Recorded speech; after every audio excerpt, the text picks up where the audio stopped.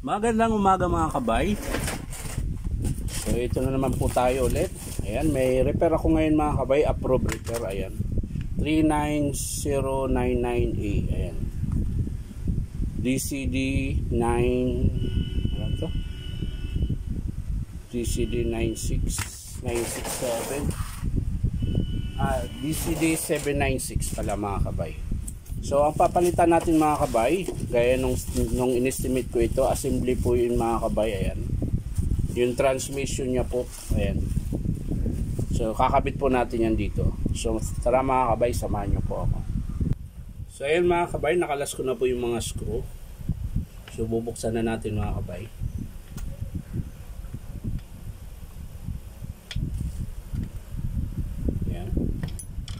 Madali lang po ang pagkabit ito mga kabay, gawa ng buo na po siya. Wala ka na ibang tatanggalin kundi yung ito, yung buong transmission kasama po yung chuck. Kasi sira din po kasi yung chuck. Ayan, kaya sinama ko. Mahirap lang ito mga kabay. Halimbawa ang sira ay chuck lang, kailangan mo talagang baklasin, magtiyaga ka magbaklas, kaysa naman bibili kayo ng buong transmission kung chuck lang naman ang sira. So yan mga kabay, ganyan lang po yan. Ayan, sasalpak lang natin, angat lang natin konti mga kabay. Ayan, ayan. Tas, yan lang mga kabay, ikot-ikot nyo lang hanggang sa papasok yung pinaka ito. Yan, ayan, pantay na po siya. So yan, pwede mo na isara yan mga kabay. Ayan, sasara na natin.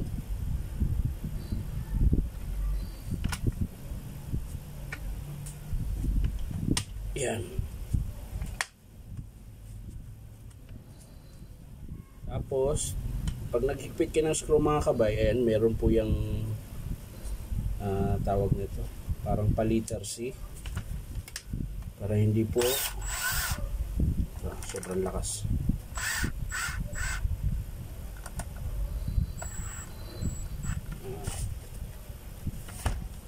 Yan kasi dahan-dahan lang nito mga kabay dahil yung plastic niya medyo malambot. Pag sobra sa higpit mga kabay, nababasag po.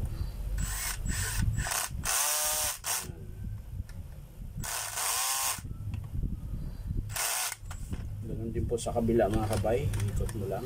Yan.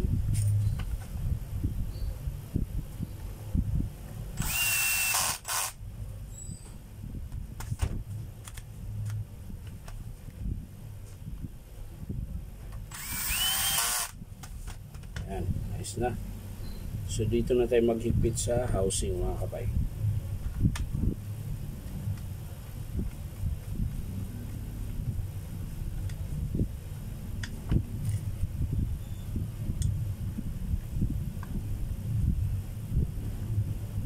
So ayan mga kabay, sa mga hindi pa po nakasubscribe sa aking YouTube account, baka naman po mga kabay, pakisubscribe na lang po at maraming salamat po.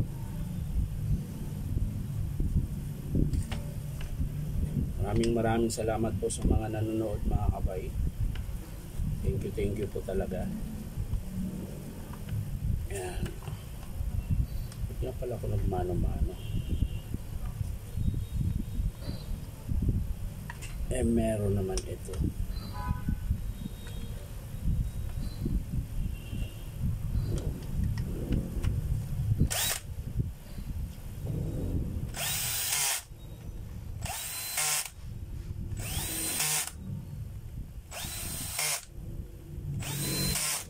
So ayan mga kabay, nakabit ko na. So hanap lang tayo ng battery para matesting natin.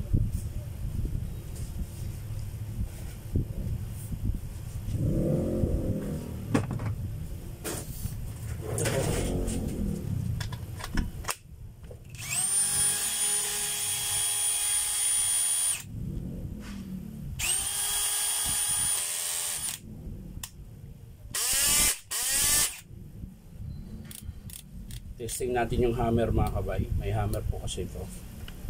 Ayan. Tapos drill. Ayan. So okay na mga kabay, yan lang po. So maraming salamat sa panonood at syempre paki-subscribe niyo po ako sa aking YouTube account na Inom Tabay. So maraming salamat. Bye-bye.